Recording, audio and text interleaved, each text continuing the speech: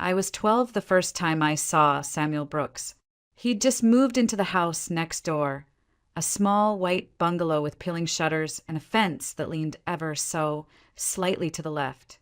Fairview was the kind of town where front porches were always swept, lawn signs told you who to vote for, and secrets traveled faster than mail. Within hours of his arrival, the rumors began to bloom like mold in humidity. "That's the man from the Givens case," whispered Mrs. Platt, clutching her cardigan like it could protect her from whatever evil she imagined. "The one who went to prison for assaulting a neighbor. A teacher, no less." I had no idea what the Givens case was, but my mom clearly did. That evening, as I reached for my bike helmet to ride before dinner, her hand shot out like a trap, grabbing my wrist so tight it left faint red imprints. "You don't go near that house," she said. Her voice, usually calm, sing-song soft, had dropped to something sharp and foreign. Not the fence, not the sidewalk, nothing. I wanted to ask why. I wanted to understand why someone dangerous would be allowed to live across from the neighborhood park, next to a family with a toddler, in a community where even mailbox height was debated at HOA meetings. But the look in her eyes froze the words in my throat. This wasn't up for discussion. Over the next few days, I noticed things no one else seemed to pay attention to. Mr. Brooks, always Mr. Brooks to my parents, like naming him gave him weight, never approached anyone. He didn't wave when people jogged past, didn't chat over hedges or accept welcome pies. He spent hours in his backyard tending a garden so meticulous it looked like a catalog spread. Tomatoes staked like soldiers, sunflowers reaching for symmetry, each row labeled with handwritten signs tucked into the soil. He kept his porch light on until 3:45 p.m. every weekday, exactly when my school bus dropped me off. The moment I stepped onto our driveway, it would click off like a switch had been triggered.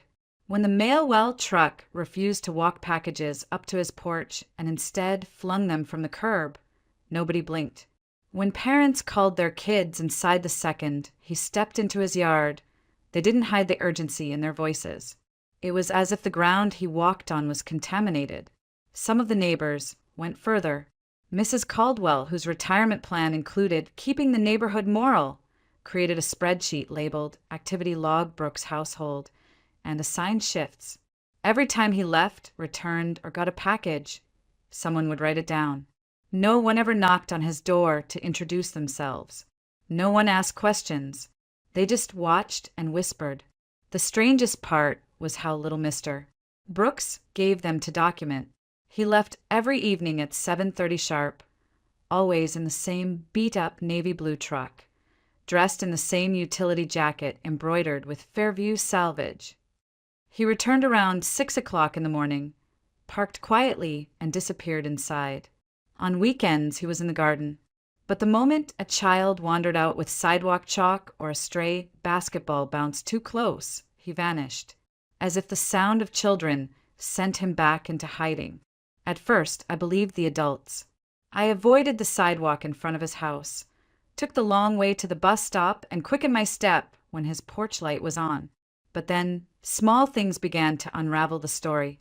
Like the day the Jefferson twins tried to follow me home from school, throwing pine cones and yelling names, and he suddenly appeared by his mailbox, pretending to adjust a latch.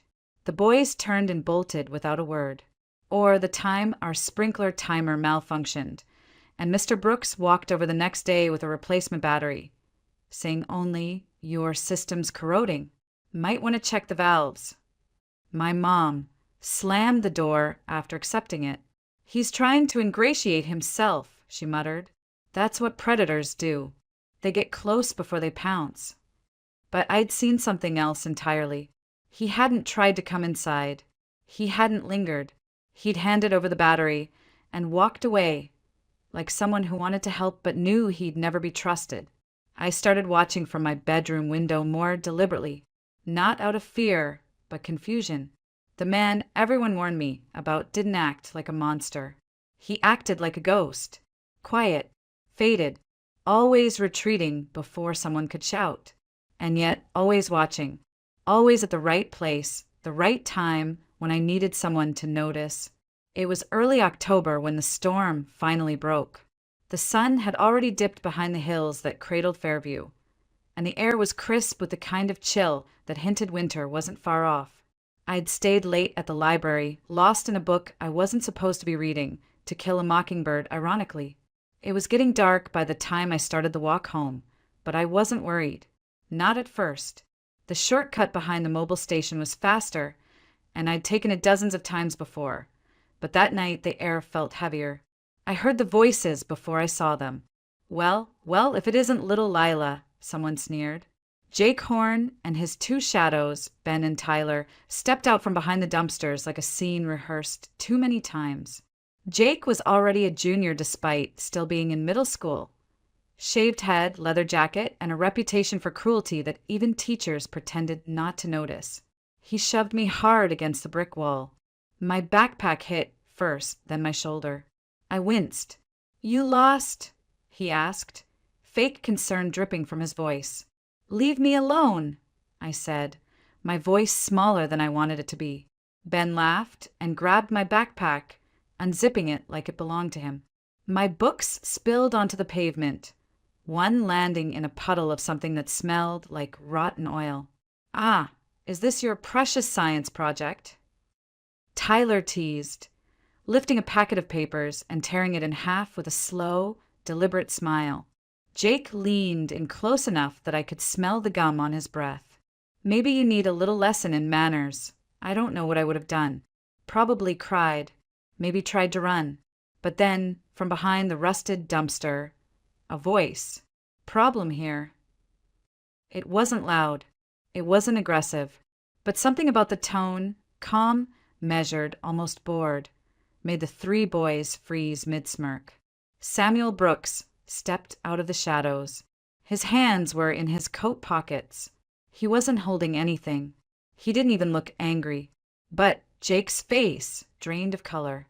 "And no problem, sir," he stammered, his voice suddenly cracking. Tyler stepped back, dropping the torn paper. "We were just leaving." Samuel didn't say another word. He didn't have to. They scattered like roaches, their sneakers slapping against the pavement as they ran toward the streetlight. For a moment, the alley was silent again. Samuel looked at me, not with pity or disappointment, but something else, a quiet sort of sadness. He crouched slowly, picking up my books one by one, shaking off dirt with care. "Are you hurt?" he asked. I shook my head. The wall had scraped my shoulder, but that didn't matter. "Good," he said softly, handing me the last of my papers. "You should get home. It's not safe here after dark." I wanted to thank him, but the words tangled in my throat. He turned to leave without waiting, heading back toward the dumpster, his shoulders hunched like he carried something heavier than groceries or garbage. When I got home, my mom was just finishing dinner. One look at the tear in my jacket and the dirt on my hands, and she exploded into full-on panic mode. "What happened? Did someone hurt you? Why didn't you call me?" I told her mostly. The library, the boys, how someone had shown up and scared them off. I didn't say who. She sighed, dabbing antiseptic on my palms with too much force to be comforting. "This is exactly what I was afraid of. You're too trusting, Lila. There are dangerous people out there." The irony sat on my tongue like poison. The man she feared most had just saved me from 3 actual threats. He hadn't asked for anything. He hadn't told me to keep a secret. He hadn't even told me his name. He just helped. But the next day, the truth caught up with me. When I got home from school, my mom was waiting in the kitchen, her arms crossed and her jaw tight. "Mrs. Platt saw you talking to him," she said, her voice low and trembling with fury. "Lila, I told you to stay away from that man." "He helped me," I said. "He didn't do anything wrong. Don't you dare defend him." Her voice cracked like a whip, and I flinched, not because she scared me, but because I'd never heard that tone from her before, not even when Dad left. "He is dangerous," she said. "He's a convicted felon. Do you even know what he did?" I didn't. Not really. But for the first time in my life, I wasn't sure I believed her. After that, something inside me shifted. I didn't stop thinking about Samuel Brooks. Not because I was scared of him, but because I couldn't stop wondering why someone everyone called dangerous had risked stepping into that alley for me. He hadn't yelled. He hadn't threatened. He hadn't demanded thanks. He just showed up and left. My mom wouldn't let it go. She called Reverend Moss that evening. And by the next day, I found myself sitting in the church office under the gaze of framed Bible verses and faded family photos. Reverend Moss was a kind man with deep laugh lines and tired eyes. He'd baptized me as a baby and brought us meals after my dad left. But now he looked serious in a way that made me feel like I'd already done something unforgivable. "Lila," he began gently, "people like Mr. Brooks, they don't look like monsters. They don't wear signs. They look helpful. They pretend to be helpful. That's how they gain a child's trust." He pulled out a pamphlet from a drawer, illustrated warnings about predatory behavior, smiling adults, uncomfortable kids, a checklist that felt both obvious and terrifying. They rescue. They protect. Then they offer things, rides, snacks, a safe place. That's how they get close. I swallowed hard, but he didn't offer me anything. He didn't ask me to go with him. He didn't even smile. Reverend Moss nodded slowly. "That's exactly how they work. Patient, calculated. They make you feel safe. Then, when you let your guard down—" He didn't finish the sentence. He didn't need to. When we got home, Mom sat me down at the table, her expression caught somewhere between fury and fear. "You have no idea what you're dealing with, Lila. He has conditions, parole restrictions. He's not even allowed to speak to minors without supervision. If someone reports this, he could go back to prison." "But he didn't do anything wrong," I insisted. "He just helped me." "That's not the point," she snapped. "The point is you disobeyed me, and you interfered with a dangerous man's parole. You could have been hurt, or worse." I nodded. I apologized. I promised to stay away. But I didn't stop watching.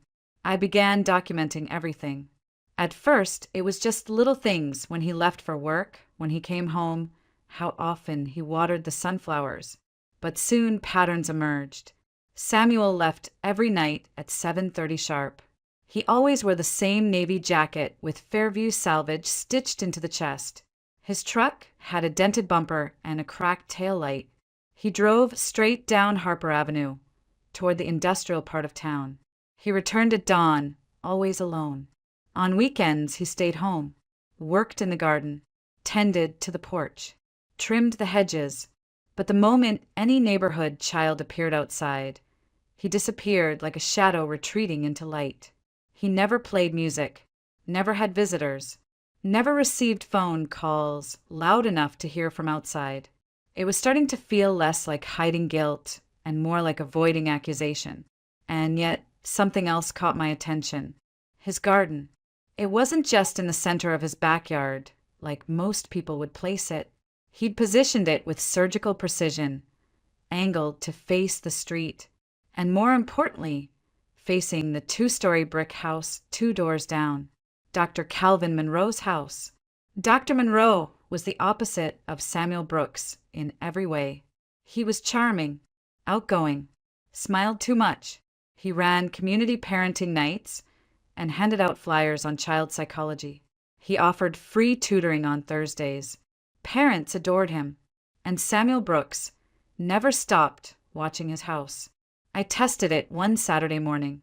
I brought a book outside and sat on the porch swing, deliberately facing his yard. I wanted to see what he'd do. Sure enough, within 5 minutes, the curtain in his living room shifted. I looked up just in time to catch the edge of his profile as he peered toward the street. He didn't wave. He didn't smile. But when a white van I didn't recognize drove slowly past our block, he moved, slipping from one window to the next to keep it in view. When the van circled back, he stepped outside, leaned against the porch column, and didn't blink until the vehicle turned the corner. Only then did he disappear again. Later that day, I told my mom about the van. Her expression twisted immediately into alarm. "What kind of van?" What color? Who was driving? I mentioned Samuel had been watching it too. Her face hardened. He was probably the one in that van earlier. Predators case neighborhoods. That's what they do. It didn't make sense. Why would a predator scare himself off? Why would someone spend every Saturday silently tracking the same house across the street while making sure the neighborhood kids stayed out of sight? Why did this all feel backwards? And why, when I thought about what had happened in that alley, did I feel safer with the man everyone feared than I did with the boys everyone ignored? I couldn't stop thinking about Dr. Monroe's house. It always looked perfect. Red shutters, white trim, freshly mowed lawn. Parents came and went like clockwork, dropping off their kids for enrichment sessions or adjustment counseling. On Thursdays, you could see a line of minivans parked along the curb. Jenny Harmon, my friend from school, went there twice a week. She said he gave her snacks and let her play with therapy dogs. Her mom called him a gift to the neighborhood. But every time I saw Dr. Monroe laughing with parents, Samuel Brooks was somewhere nearby, watching. It was becoming hard to ignore. I decided to test one more thing. That Thursday, instead of walking straight home from school, I took the long way, cutting through Riverside Park. It was a known spot for older kids who smoked behind the tennis courts or skipped school under the gazebo. My mom had forbidden me from going there alone, but I needed to know. I barely made it past the swings before I heard them. "Look who wandered into the woods," Jake said, flicking his cigarette to the side.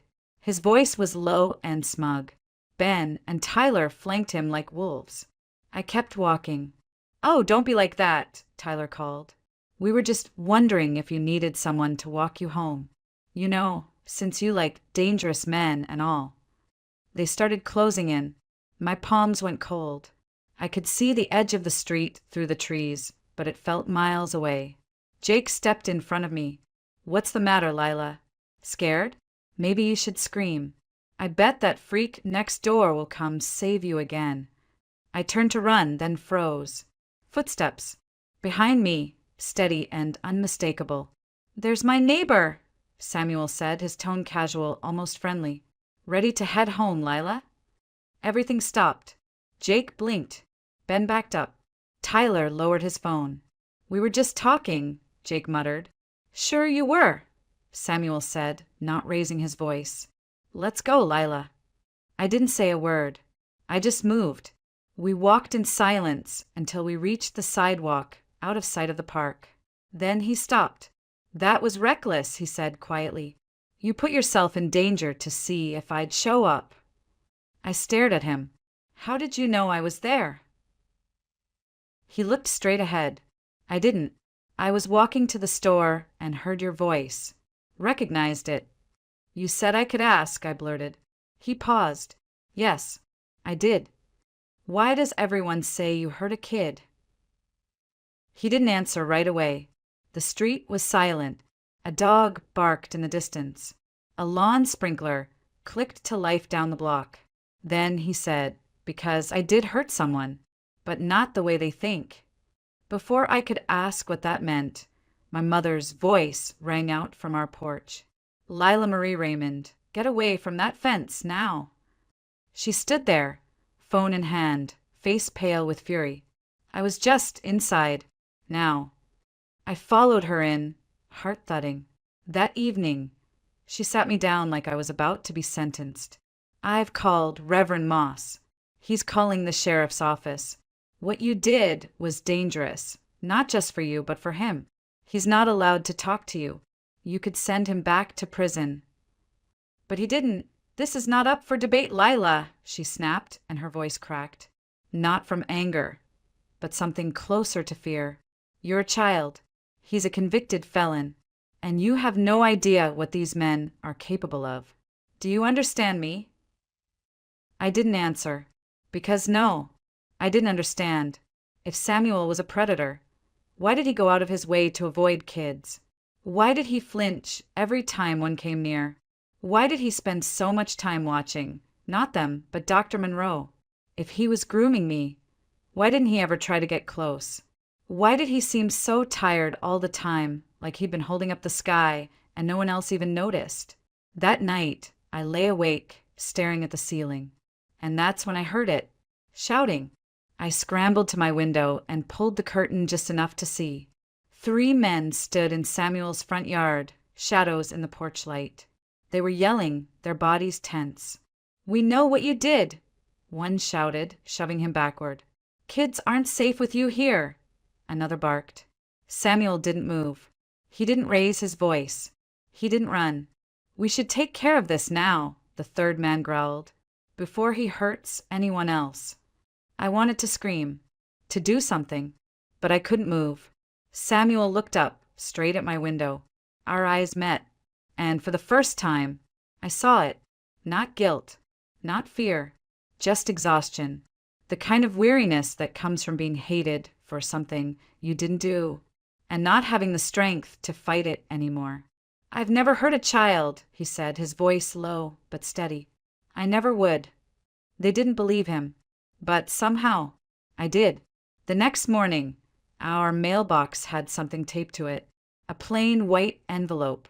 No name, no stamp, just 2 sentences written in neat, deliberate handwriting. Fairview Tribune, March 18th, 2019. Check the archives. The real story is there. I stared at the note for a long time before slipping it into my backpack. That afternoon, while Mom was busy in the laundry room and the house smelled of detergent and wet cotton, I snuck out. I rode my bike to the downtown public library, heart pounding so hard I could feel it in my teeth. Mr. Green, the reference librarian, raised a gray eyebrow when I asked for help with the microfilm machine. "School project," he asked. "Kind of elite." He guided me to an old, humming machine in the back corner and left me alone. I scrolled through articles, fingers trembling on the dial, until I found it. March 18th, 2019, page 3. Local man sentenced for assault on registered sex offender. My breath caught in my chest. The man was Samuel Brooks. The victim, Brian Givens, had been a respected member of his old neighborhood. Sunday school teacher, volunteer tutor, former camp counselor. The article was vague. It said Samuel had reported Givens multiple times, raising concerns about disturbing patterns involving children. But when nothing was done, Samuel confronted him directly. The fight left Givens hospitalized. 3 broken ribs, a shattered wrist, and a concussion. Samuel was arrested, charged with felony assault, and sentenced to 3 years in prison. I kept reading. Buried beneath the fold was a quote from Detective Marla Kingsley. While Mr. Brooks' actions were unlawful, his persistence likely prevented further victimization. Several minors have since come forward with allegations against Mr. Givens. I clicked through the database. There were follow-up articles. 17 children. 17. They'd been attending Givens' reading club and mentorship program. For years, he'd used his position to isolate and abuse them. Samuel had seen it. He'd reported it. He'd begged authorities to investigate. When no one listened, he acted, and they sent him to prison. My chest tightened as I printed every article I could find. It wasn't just assault. Samuel had built a case, documenting license plates, tracking behavior changes in the kids, recording who came and went. He even submitted evidence to child services, but no one moved. Because he wasn't a cop. He wasn't a parent. He was just a neighbor. The moment I got home, I laid the stack of articles on the kitchen table. Mom walked in, paused, and frowned. "What's all this?" "Read it," I said. She did. She read in silence, mouth tightening, hands beginning to shake. Halfway through the second article, her lips parted. By the 4th, she sat down. By the last one, she was crying. "Oh my God," she whispered. "We got it wrong. We got it so wrong." She looked at me, her voice hoarse. "That man, he went to prison trying to protect children, and we treated him like a monster." I nodded. "There's more," I said quietly. I showed her the page about Brian Givens, the connection to Dr. Monroe. They'd corresponded. Letters. prison visits. Givens had called Monroe his successor. Mom's hand flew to her mouth. The man we'd trusted. The man who ran parenting workshops and offered free counseling. The man who hugged children at the community fair. He was Givens' student. That night, for the first time in my life, I saw my mother walk across the lawn and knock on Samuel Brooks' door. I watched from the window. He answered, and she handed him the printouts. They spoke for several minutes. She cried. He didn't. When she came back inside, her eyes were red. I asked what she said. I apologized, she replied simply, and told him I was ashamed. What did he say? That he understood. That fear makes people do cruel things, and that he didn't blame us for wanting to protect our kids. It broke something in me to hear that. He didn't blame us, even after we'd blamed him for everything. It didn't take long for the neighborhood to fracture. Some people, like my mom, couldn't read the articles fast enough. Others refused to believe them. Mrs. Platt, who had led the safety watch with military precision, insisted the stories were fake. Anyone can forge a newspaper article, she said, lips thin with denial. He probably planted them. But when Reverend Moss contacted his law enforcement friends in Portland and confirmed everything, even Mrs. Platt fell silent. 1 week later, Fairview police raided the house 2 doors down from ours, Dr. Calvin Monroe's house. They seized hard drives, photographs, envelopes. They uncovered letters written to and from Brian Givens, recordings, diaries, counseling logs that had been doctored to explain erratic child behavior. And worst of all, they found names. 12 children from our neighborhood. Jenny was one of them, the girl who'd gone to tutoring twice a week, the one who used to braid friendship bracelets on my porch. She stopped speaking for weeks after the raid. As the investigation unfolded, one thing became painfully clear. Someone had been watching Dr. Monroe, documenting, recording, building something airtight. That someone was Samuel Brooks. When Detective Kingsley stood in front of a crowd of reporters, she said what no one else had dared to. Mr. Brooks provided the foundational evidence that allowed us to pursue this case. He's been tracking Dr. Monroe for nearly 3 years. His files contain time-stamped photos, vehicle logs, audio transcripts, and surveillance data that filled in the gaps we couldn't reach. She held up a thick manila envelope, the corner worn from use. He built a better case than we did. That night, I walked into Samuel's backyard as sirens wailed just down the street. He stood by his garden, arms folded, not triumphant, just still. You knew, I said softly. This whole time you knew. I suspected, he replied, from the day he moved in. Why didn't you report him?